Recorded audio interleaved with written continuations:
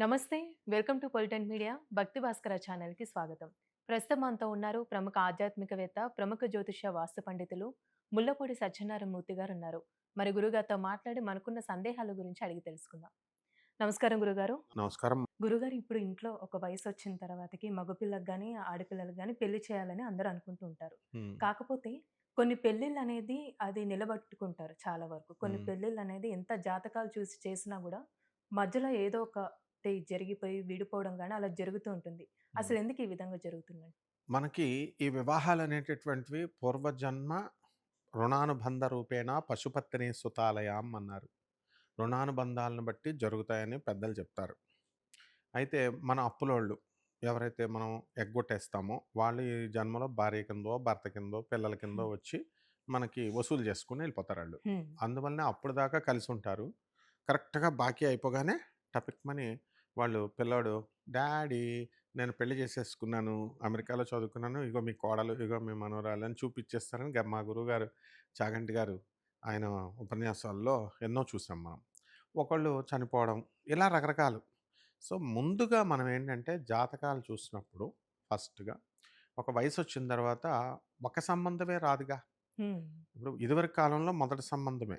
ఎవరైనా వస్తే ఫస్ట్ సంబంధమే చూసేవారు, చేసుకోమనేవారు. అమ్మాయి అబ్బాయిని చూసేది కాదు. అబ్బాయి అమ్మాయిని చూసేది కాదు. తల్లిదండ్రుల మాట వల్ల జరిగిపోయేది. హ్మ్. అయితే ఇప్పుడు కాలంలో మారిపోయారు కాబట్టి ఒక్కొక్కళ్ళు 100, 108 108 సంబంధాలు కూడా నా శిష్యుడు ఒకడు చూసుకున్నాడు.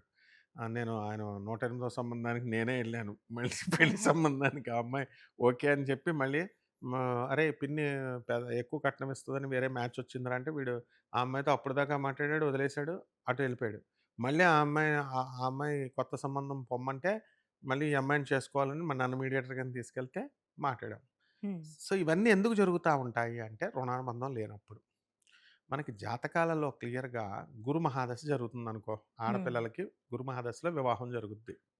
అప్పుడు గురుడులో, శుక్రుడిలో కానీ, గురుడులో, చంద్రుడిలో కానీ, మళ్ళీ విదశలొస్తాయి. గురుడులో, శుక్రుడిలో గురుడు, గురుడులో, చంద్రుడిలో గురుడు ఇలా విదశలొస్తాయి. ఆ! అలాంటి శుభకరమైనటువంటి విదశలు 3, 4 వస్తాయి. అందులో బలం ఏదుందో ఆ టైంలో చేసుకున్న వివాహం నిలబడతది. అలా హ్మ్. కాకుండా గురుడులో, శుక్రుడిలో రా గు గురుడులో ప్రాణదశ రాహువు, గురుడులో, శుక్రుడిలో రాహువు వచ్చాడనుకో విడిపోతాయి. అన్ బలం ఉన్నప్పుడే నిలుస్తాయి హ్మ్. పెళ్ళిళ్ళు. అంటే హ్మ్. రాహువు, కుజుడు, శని ఇలాంటివన్నీ కూడా క్రూర గ్రహాలు అంటాం. మా శుభగ్రహాలెవరు? శుక్రుడు, చంద్రుడు, గురుడు న్యాచురల్ బెనిఫిట్స్ చేస్తాయివి. కానీ ఒక్కొక్క జాతకానికి మళ్ళీ లగ్నాన్ని బట్టి గురుడు కూడా పాపవుతాడు. అవును. తులా లగ్నానికి గురువు పాపవుతాడు. అట్లా ఒక్కొక్క మారుతా ఉంటాయి. కాబట్టి ఆ యొక్క సందర్భాలలో ఎవరికైతే సెట్ కావో అటువంటి వాళ్ళని మనం తొందరపాటు వివాహాలంటాం. అంటే మ్యాచెస్ ఎలాగైతే గురుమాదస్ ఎంట్రన్స్ అప్పుడే నువ్వు విచిత్రం ఏంటంటే ఆ రోజు అదే నక్షత్రం వాళ్ళొస్తా ఉంటారు సంబంధాలు. 3, 4 ఏవండీ శతభిష నక్షత్రం వచ్చిందండి.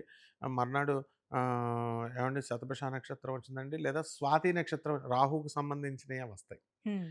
సో, అలా ఒక వివాహం వచ్చినప్పుడు మనకి మ్యూచువల్ 3 ముళ్ళు అంటే అర్థం ఏమిటంటే మ్యూచువల్ అట్రాక్షన్. ఇద్దరి మధ్య కూడా పరస్పర అట్రాక్షన్ ఉండాలి. మ్యూచువల్ రెస్పెక్ట్ ఒకళ్ళనొకళ్ళు పరస్పరంగా గౌరవించుకోవాలి. మ్యూచువల్ కాన్ఫిడెన్స్ ఉండాలి. హ్మ్. మ్యూచువల్ కాన్ఫిడెన్స్ అంటే నమ్మకం ఒకళ్ళ మీద ఒకళ్ళుండాలి. ఇదే 3 ముళ్ళు వేయడం. అదేండి. అట్లా మనము జాతకాలు మరి తెలియనటువంటి వాళ్ళు ఎలాగండి అని డౌట్ రావచ్చు. జాతకాలు చూసుకోనటువంటి పాతకాలం రోజుల్లోనే బావుందండి. ఇప్పుడు జాతకాలు చూసుకుంటే అన్నీ టపీ టపీమని పోతున్నాయండి అని హ్మ్. జ్యోతిష్య శాస్త్రం మీద పంతోళ్ళ మీద ఏసేస్తున్నారు నెపం. కానీ మా అమ్మాయికి 20,00,00,000 ఉన్నాయండి. అవతల వాడికి పెళ్ళికొడుకు 40,00,00,000 కావాలండి అని సెటిల్ ఆడపెళ్లి వాళ్ళు, అయిపోయారని చెప్పి మంచి ఆడపెళ్లి వాళ్ళు సంబంధం అడగడం. వచ్చేసి మగ పెళ్ళోళ్ళేమో మా అబ్బాయి కలెక్టర్ అండి. మీరు ఎంతిస్తారు? 25,00,00,000 ఇస్తారా? అని 25,00,00,000. వాళ్ళడగడం. ఈ రకంగా ఉండడం వల్ల ఈ వివాహాలన్నీ భ్రష్టత్వం అయిపోతున్నాయి. హ్మ్. కాబట్టి మనం శుభగ్రహాలొచ్చినప్పుడు మనకి వివాహాలనేటటువంటి తొందరపాటు వివాహాలని ముందొస్తాయి. గురుల్లో, శుక్రుల్లో జరుగుతున్నప్పుడు పంపిస్తా ఉంటాయి. ఓ 4 5 10 మనం ఇదవ్వకూడదు. మనకి ఎవరితో అయితే రాసిపెట్టుందో లాస్ట్‌కొస్తాడు వాడు. హ్మ్. ఈ లోపల అప్పటిదాకా ఆగాలి. నిరీక్షణ చేయాలి.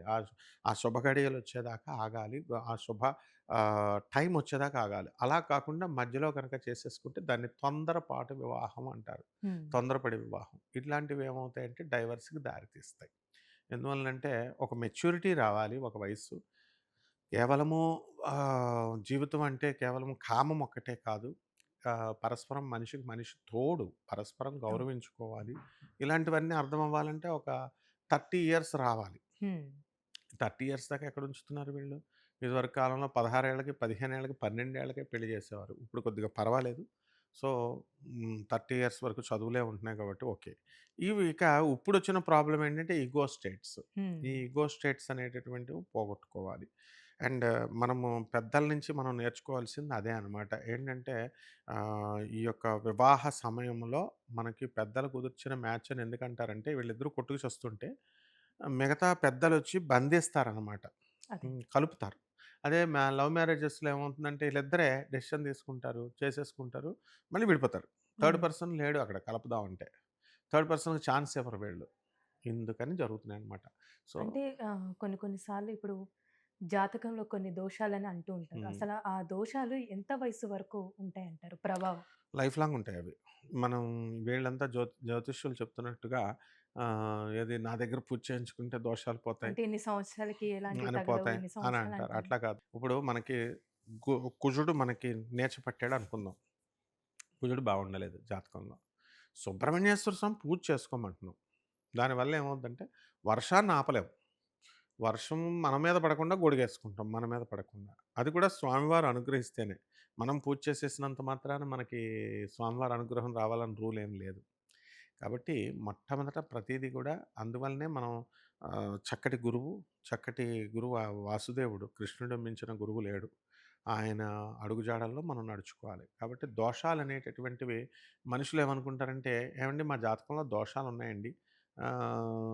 నా అవి పోవాలంటే జ్యోతిష్కుడు చెప్పాడండి. ఈ పూజలు, ఆ పూజలు 3,00,000 బిల్ అవుద్ది. హ్మ్. డబ్బులు లేవు వీళ్ళ దగ్గర. చేయించుకోలేదు కాబట్టే మేము విడిపోయామండి" అని అనుకుంటారు. అనుకుంటా. అది తప్పు. అలా ఇండ్యూస్ చేస్తున్నారు. దైవనామ జపము, శ్రీకృష్ణ నామ జపాన్ని చేసినటువంటి వాళ్ళకి సకల దోషాలు పోతాయి. హ్మ్. మనం డబ్బులు లేనోడు ఉన్నాడు ఏం చేస్తాడు వాడు? డబ్బులున్నోళ్ళు చేయించుకొనియండి. హోమాలు, యజ్ఞాలు అన్నీ చేయించుకొనియండి. డబ్బులు లేని వాడికి మనం ఎంతసేపు కూడా దైవనామ స్మరణ వల్ల, భగవత్ నామ స్మరణ వల్ల ఈ దోషాలనేవి పోతాయన్నమాట. ఓం శరవణ భవ అన్న మంత్ర జపం చేసుకుంటే కుజ ఎలాంటి దోషాలైనా. అన్ని దోషాలు పోతాయి. సర్పదోషాలు పోతాయి. ఇంకా ఈ మధ్య కాలంలో అంటే ఆ మధ్య నుంచే ఒక ఆవిడైతే సర్పప్రతిష్ఠ చేయించాను గురువుగారు అంది. బావుంది. హ్మ్. ఎంత చేయించింది తెలుసా ఆమె? ఒక బ్యాంక్‌లో పనిచేస్తది. నేషనలైజ్డ్ బ్యాంక్ గవర్నమెంట్ బ్యాంక్‌లో. ఆమె అప్పు 3,00,000 చేసిందంట. ఏది నాగప్రతిష్ఠకి చేపియడానికా? ఆ! చేయించడానికి. ఇట్లా 25,000 30,000 అలా పోనీ చేయించి ఏమన్నా అయిందా అంటే ఆమె భర్త ఇంకా రాలేదు. విడిపోయారు డైవర్స్. అయ్యో! ఆ! విడిపోయి అది ప్రతిష్ఠ చేయమన్నారని ఎవరైతే చెప్తుంటే వాళ్ళు చేస్తూ డబ్బులు పాడు చేసుకుంటున్నారు. సో, అలా కాకుండా మనం జగద్గురువైనటువంటి స్వామి వివేకానందుల వారు service to humanity is real service to God అని చెప్పారు. అందువలన చక్కగా ఆయన యొక్క గురువు బ్లెస్సింగ్స్ ఉన్నప్పుడు మనకి డెఫినెట్‌గా ఈ యొక్క దోషాలు పోతాయన్నమాట. హ్మ్. ఆ గురువులే స్వామి వివేకానందుడు, రామకృష్ణ పరమహంస, పరమహంస యోగానందుల వారు, ప్రభాత్ రంజన్ సర్కార్, ఆనందమూర్తి గారు, ఆదిశంకర్లు, రమణ మహర్షి. వీళ్ళ యొక్క వీళ్ళు. చరిత్రలు చదువుకుంటుంటే వాళ్ళ యొక్క ఆశీర్వాదం మన మీద పడుతుంది. తద్వారా మనకి దోషాలు పోతాయి. అన్నిట్లకంటే రెమెడీ ఒకటి నేను చెప్తున్నాను. ఒక్క రూపాయి ఖర్చు లేని రెమెడీ. ఒక మేడి చెట్టుని కనుక ఇంట్లో పెంచితే ఎవరికైతే ఈ యొక్క వివాహాలు విడిపోయినటువంటి వాళ్ళు ఉన్నారు పాపం. భర్త చనిపోయిన వాళ్ళు, సెపరేట్ అయిపోయినటువంటి వాళ్ళు వీళ్ళందరూ ఉన్నారు. మేడి చెట్టు. హ్మ్. అది తెచ్చుకొని ఇంట్లో కుండీలో వేసుకోవాల.